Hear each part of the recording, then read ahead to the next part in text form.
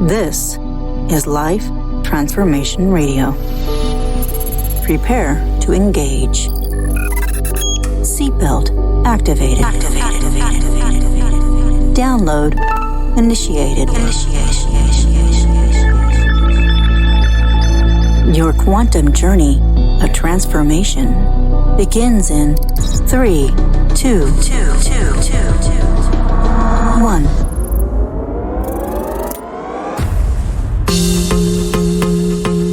Welcome to Life Transformation Radio. Hi, I'm Rob Actis, best-selling author of The Law of Action, voice actor, business mindset coach, the podcast whisperer, and Mr. Action himself. Life Transformation Radio is heard in over 90 countries.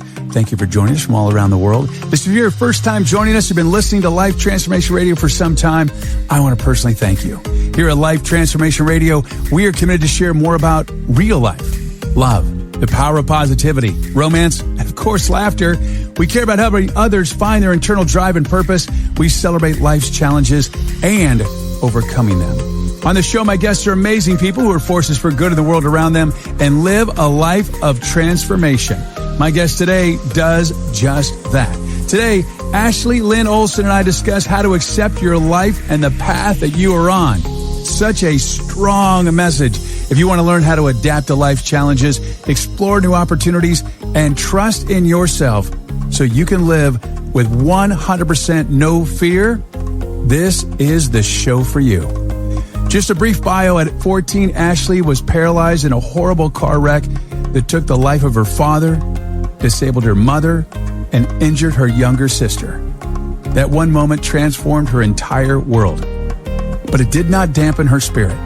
Ashley is a published writer, educational speaker, and world traveler. In 2006, she founded wheelchairtraveling.com to empower people with limited mobility to access the world of leisure and adventure travel, and so much more. She's zip-lined, and we're going to talk about that right now.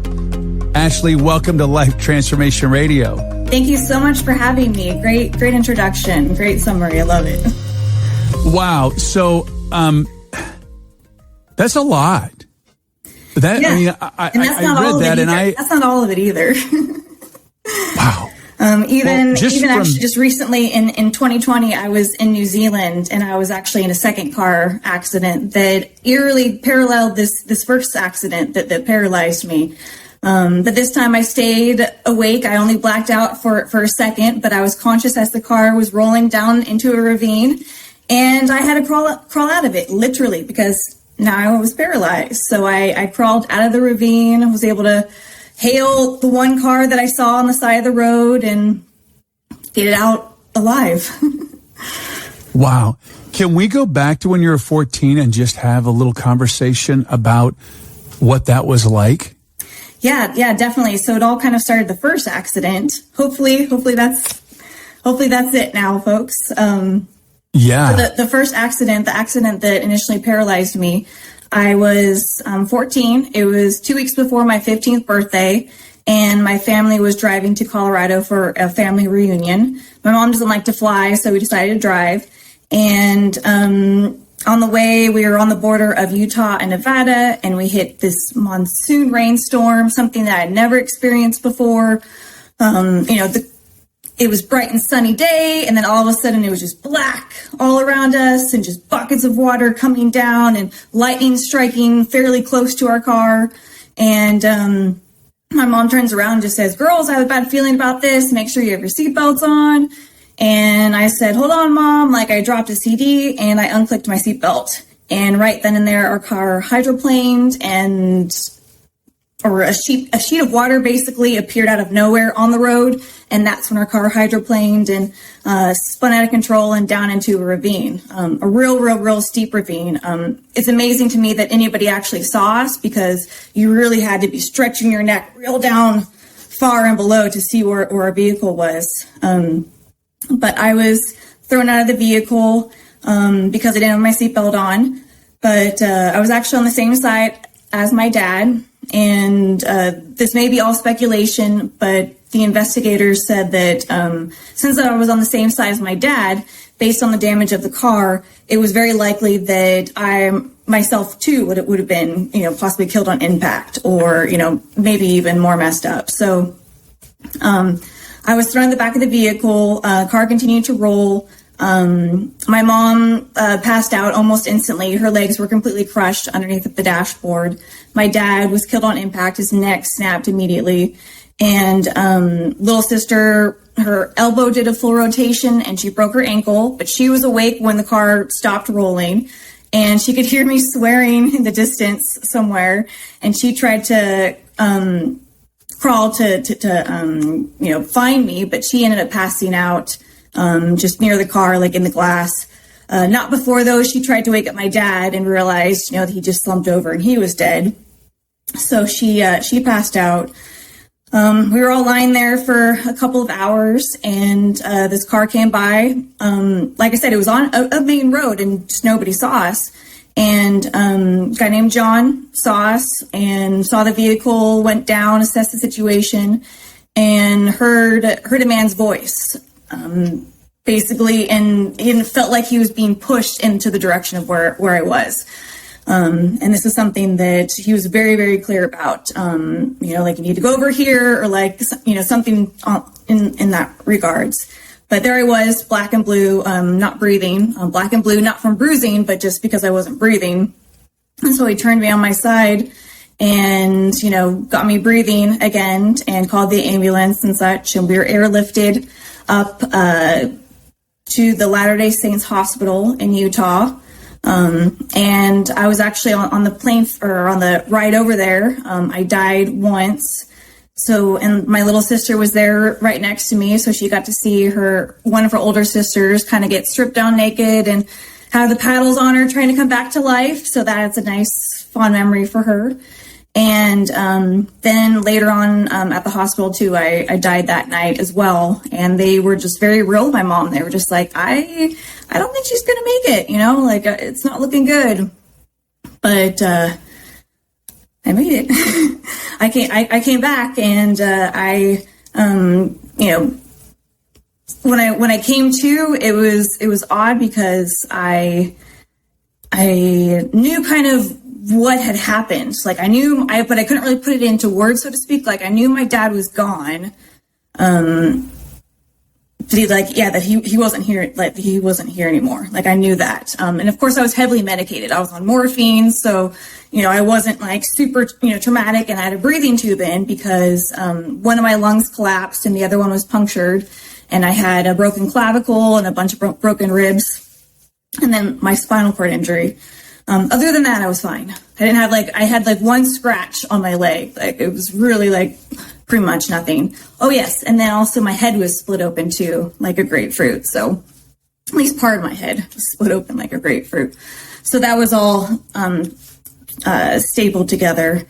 And so, I woke up on drugs, a lot of drugs. And like I said, I knew my dad was no longer here, and I didn't know the word paralyzed, but I knew something was wrong. Something was wrong. Like I couldn't move my legs and trying to even just wiggle my toes.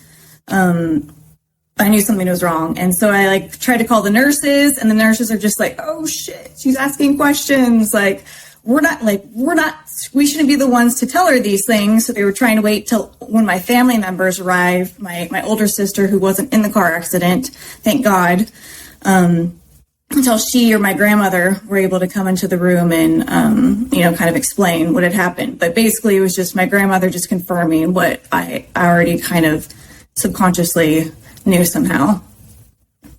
Okay. So that's a lot to unpack. Yeah. I just got to take a breath. That's a lot. And that's just the start. That's just the start. That's just the start, and then going to rehab. And so fire. Well, we'll take it one thing at a time. So first of all, I'm sorry for the loss of your father. Yeah, he was amazing, an amazing father, man, coach, community leader. Coached me and my sisters in multiple sports throughout the season, was just like a good, wonderful, human being, all around, really great dad. Well, I'm sorry for your loss. And also, my heart goes out to you and your family. That's a lot. Yeah. And especially all one time. Yeah. And I'm thrilled. And as we unpack your life here, how it's amazing how, you're still here. And that's a lot too. And even at a 14-year-old, I'm sure that was a lot to unpack. Definitely. And I unpacked it in my own ways. I've always been very poetic and very deep, and just even before I started writing poetry, and I would go, my dad was a park ranger for many years. And then he did like landscaping. My mom had like a landscaping business then when I was a young kid going to school and stuff like that.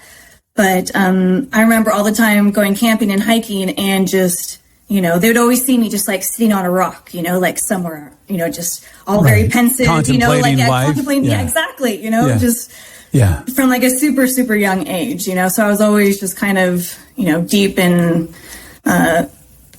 observing the world and just thinking about all the complexities of life all the time. I mean, I remember seeing Star Wars 2 in fourth or fifth grade, and that just absolutely blew my mind. Just on my parents' bed, with all the commercials that they showed in between, but just being glued, coming back the next night and watching it, like at this very specific time, and just being like, oh my gosh, this is expressing something like the Force, like in me. Like they're basically like, they're saying something that like I knew, but I didn't know the words for it or how to like explain it. And oh man, I loved it.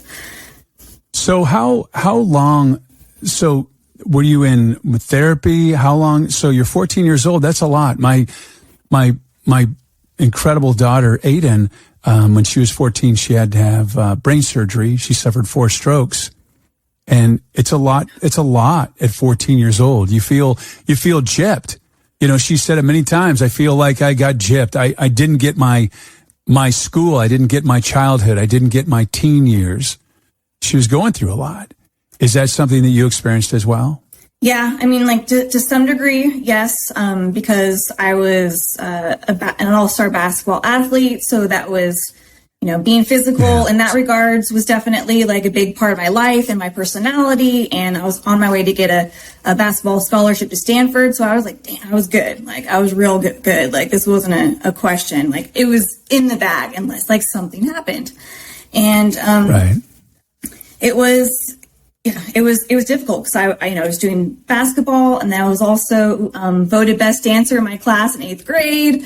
So I mean, like I like to use my body, it was something that I used to communicate a lot instead of being like the storyteller or like like the really funny one in the group or like the really chatty one. Like this, I was just like, in the Spice Girls terms, I was Sporty Spice, like. Right. So it was difficult, like losing that and not having that connection, not having that involvement in school, and just having the transition, like of using my body and being so able-bodied, and then having to worry about a crack in the sidewalk as I go to class.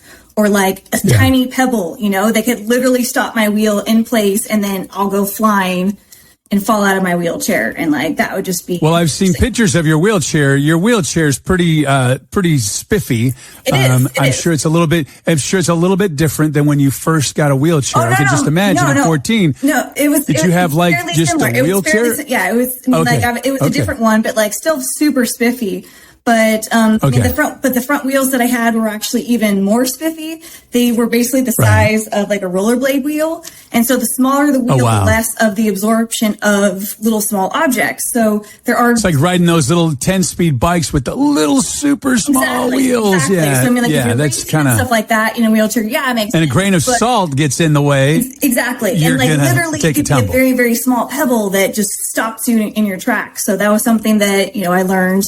Like there's day-to-day wheels, and there's wheels for racing, and there's wheels for, outdoor things and stuff like that. But yeah, at the beginning I had the coolest wheels that I could find. And yeah, they kind of was, So did you go right back? So you're 14. Did you go right back to school? What was your recovery? I was out of school. So it happened in the summertime. So I had the summertime to recover. And then I did the first 6 months of school at home. So I did homeschooling. Wow. And then I did like in the second half, I believe the first like like month or so, I think I only did like a class or two, or I only did like 2 classes. Like after. So you were going into the ninth grade, right? I was actually going into my sophomore year of high school. Okay, so I actually had 1 year of Wow. high school. I had 1 year officially year of high school, and I was going into my sophomore year. So I had that break. What was that like going back? Were you bullied? Were people nice to you? I mean, like, everybody. It was weird because everybody knew what happened. That was the weird thing. Yeah. That was the weird part because Everybody knows everything. I mean, like I would be a basketball star, and not to say like I didn't like any attention, being a teenager, but in terms of compared to all my other friends, I definitely had a shy side, so I definitely didn't want to Right. be in the spotlight all the time, and oh my God, it was just magnified significantly, just very uncomfortable at first. It was every teacher, everybody just knew what happened, so I would just feel this energy of people of pity and sadness, and oh my God, this Right. happened to you. No one knows how to act. No one knows how to It act. was just, a lot of times it was just awkward. And it's like, but I knew that too. Like, I knew that like, it wasn't necessarily about me, like there was so much that they didn't understand, so I wasn't ever mean Right. to them, like, oh my God, don't talk to me like that, or don't look at me, it's just like, I saw that there was just, multiple sides to this whole story of healing too. Like they were going through something too. Like my friends, went Right. through a loss too, like the boyfriend that I had at the time Absolutely. went through a loss too, like it wasn't, just me, but I just had it to the most extreme, of course. Wow. Well, so one of the things that I love about you is that, you were seeing obstacles in your way and you created a way to take away those obstacles for other people with your wheelchair traveling, because most people that I know, a few people I know that are in wheelchairs, it's a very confining lifestyle because it's hard to get into vehicles. You can't just jump in the car with your friends. You have to have your special van or your special vehicle. And so they feel very isolated. And so I'm going to turn them on to this website because they've talked about traveling, and that's always been a you don't always concern. have to have a special vehicle, there was, when I was going to high school, so like when I was finishing high school, one of my friends, she had like a station wagon or something like that worked out perfect. Right. Where like, it was just, you can take apart my wheelchair, it can really fit, like into Right. a regular trunk, Honda Civic or whatever. But like, it was cool with the station wagon because she didn't have to do that. It was just one less step, kind of annoying thing that she would have to do. awesome. She could just pick the whole thing and throw it in there and we would be on our way.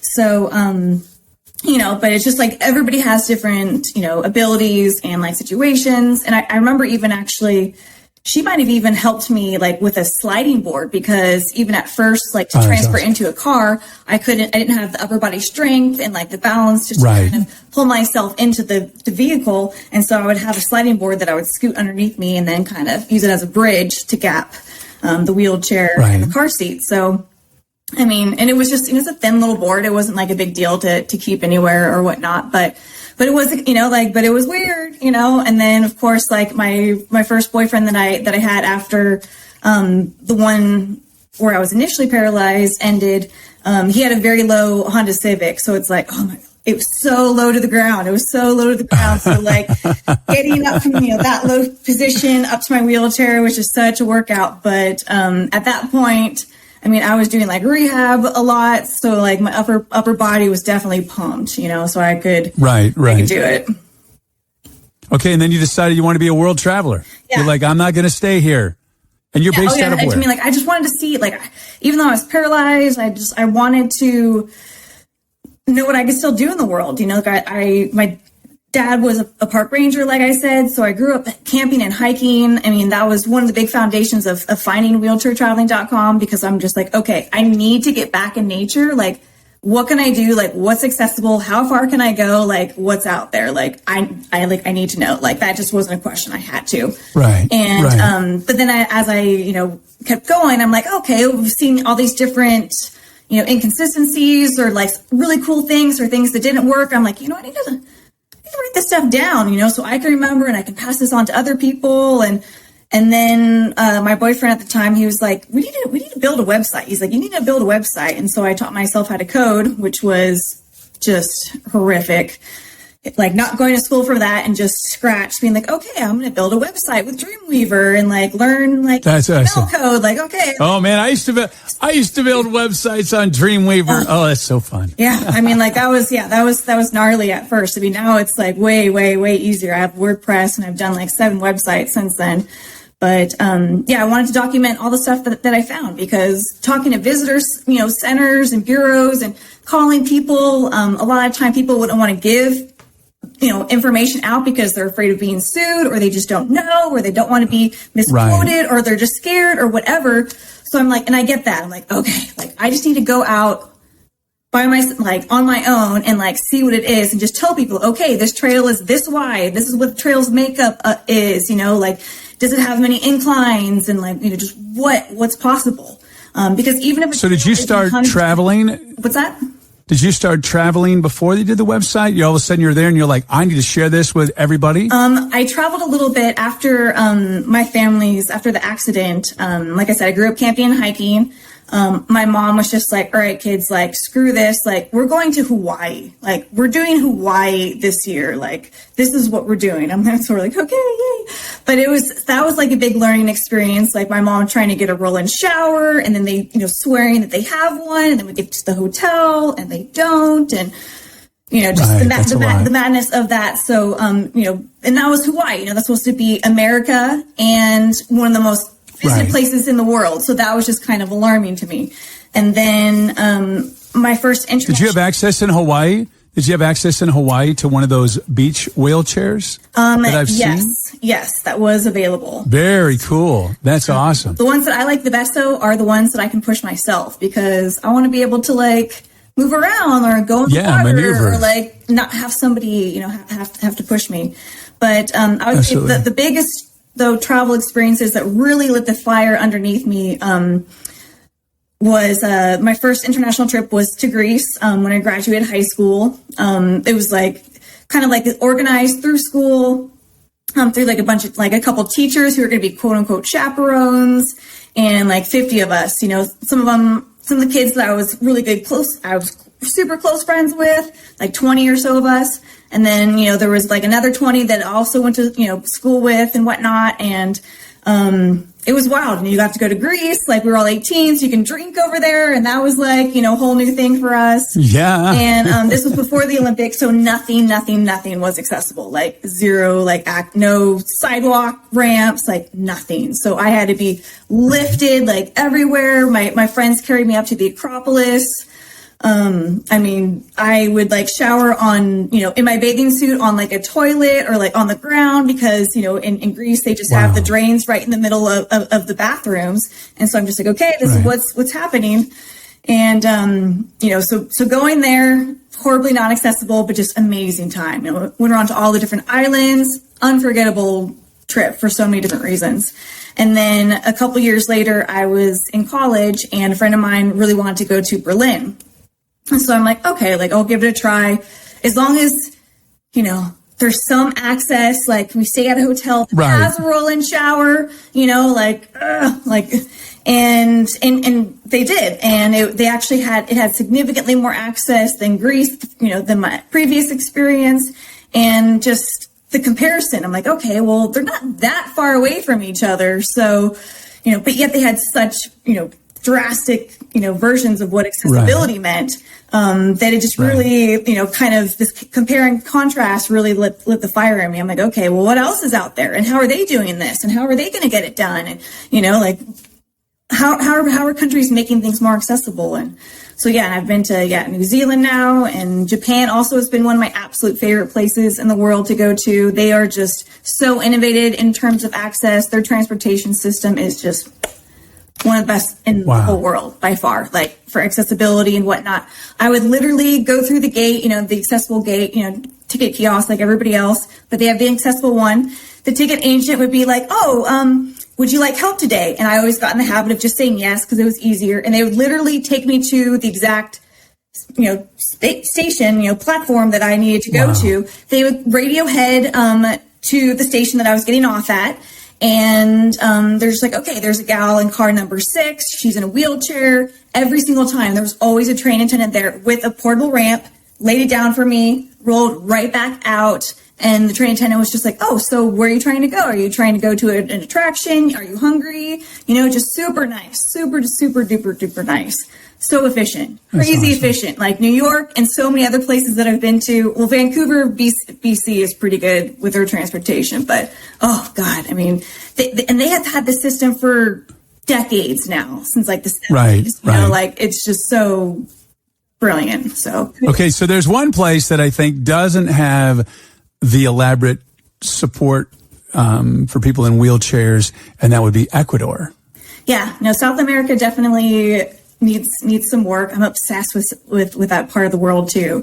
Yeah, South America. Well, you went ziplining. I got to hear this story. You went ziplining in Ecuador. America, Tell me. Southeast Asia, but yeah. So I was in Ecuador.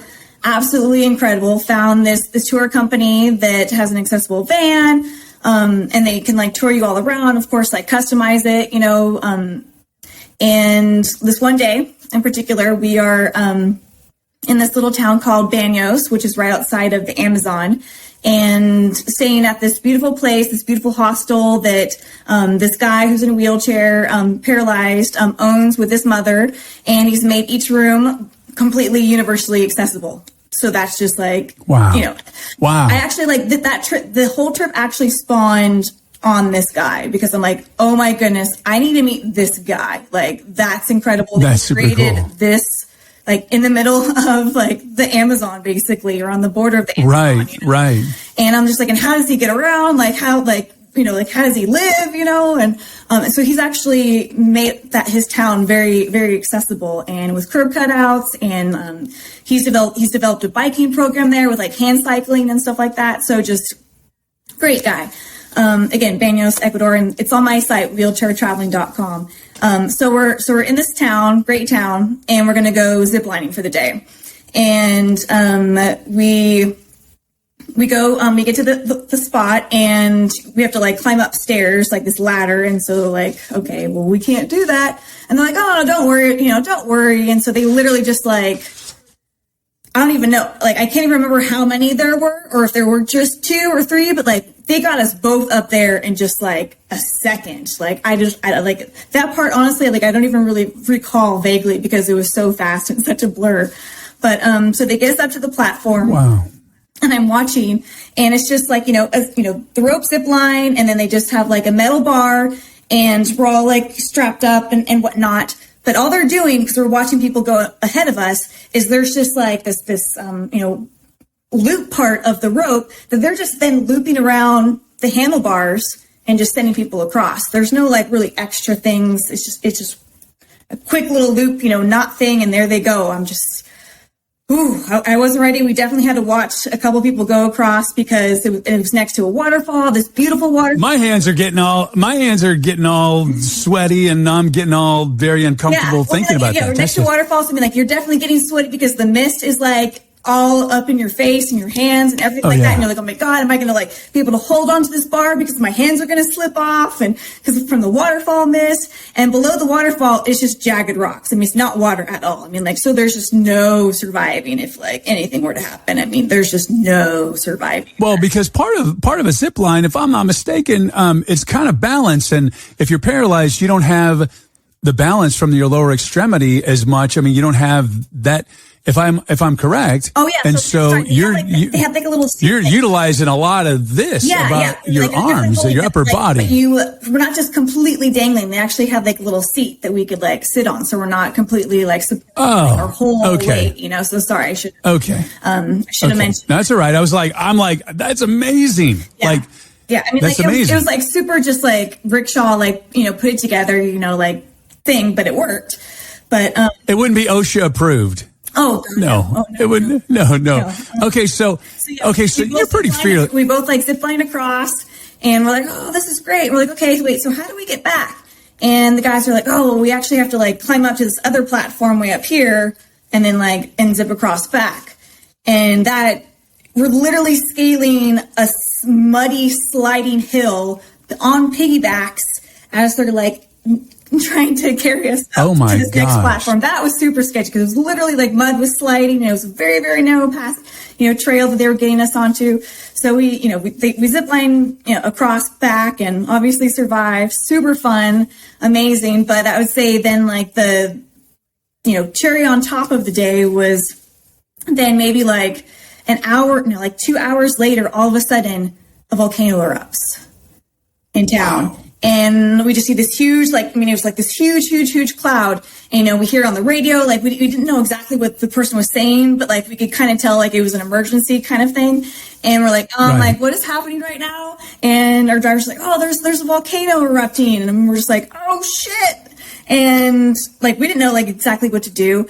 Right. But apparently it is a fairly frequent occurrence. And as we're driving around the town, it's so funny. Nobody's running, nobody's scared. Actually, all the locals are bringing out their lawn chairs and, getting ready for the show. They have their drinks, their snacks. They have their cooler. They're in for the night. They're there to set up for this fireworks show. And I guess once it gets to a certain point, they evacuate the village, which apparently the next day we heard that it was on the borderline of about to do that, but didn't. But we watched it so love me and my boyfriend and the two other people that we were with that happened to be